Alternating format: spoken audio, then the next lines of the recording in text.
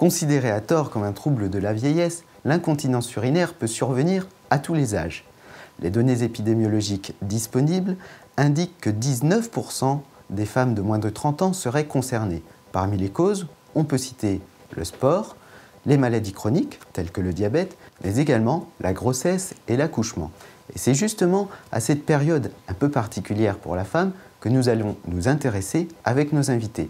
Quelles sont les modalités de prise en charge de l'incontinence urinaire chez la femme? Et surtout, pourquoi la grossesse est une période propice pour aborder le thème de la continence avec les patientes? La réponse tout de suite avec nos invités.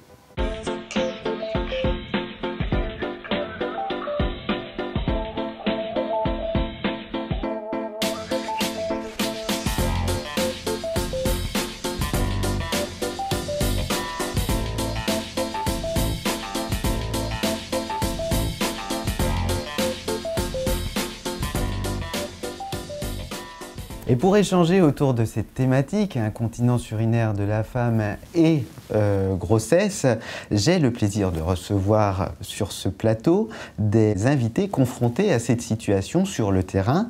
Florence Francillon, vous êtes sage-femme. Docteur Richard Mathis, vous êtes gynécologue obstétricien à Lille et vous êtes l'auteur du dossier Continence de la femme dans les revues Santélogue Soins à domicile et Santélogue Petite enfance. Et Stéphanie Coton, vous êtes responsable marketing au sein de la société SCA, fabricant des protections TENA pour incontinence urinaire.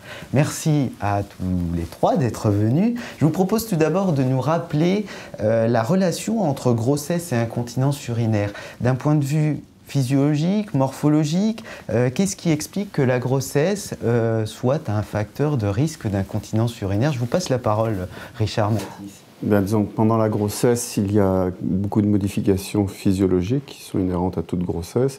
Au niveau hormonal, donc il y a une imprégnation qui fait qu'il y a des modifications sur l'appareil urinaire, au niveau du débit sanguin, du débit rénal, au niveau du volume, donc l'utérus prend du volume, ça influence donc aussi la statique pelvienne, donc il y a toutes ces modifications qui font que naturellement ça s'oriente vers des troubles de continence et de statique pelvienne.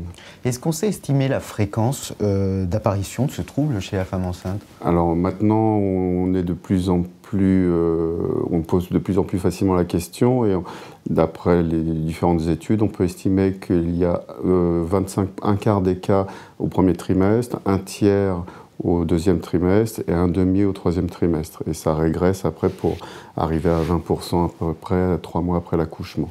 Donc ça augmente progressivement avec la grossesse, avec l'âge de la grossesse, et ça disparaît, enfin ça diminue de façon assez significative après la grossesse. Les facteurs de risque, est-ce qu'il y a des facteurs de risque évitables justement de ce trouble? Évitable, oui et non. Disons qu'il y a des facteurs de risque. On a constaté que l'âge maternel pendant la grossesse, donc les âges assez précoces ou tardifs pour la grossesse, pouvait être un facteur de risque. Après, il y a l'activité, il y a le surpoids aussi, il y a les efforts, enfin tous les facteurs qu'on peut retrouver en dehors de la grossesse seront présents aussi pendant la grossesse. Mais il y a la consommation de boissons, par exemple. Alors effectivement, on a tendance depuis longtemps à inciter les femmes enceintes à s'hyperhydrater pour multiples raisons, pour éviter les infections urinaires, pour les échographies aussi, et ça aussi, ça contribue, le fait d'hyperhydrater. Hyperhydrater, c'est quoi? C'est plus d'1,5 litre par jour d'eau?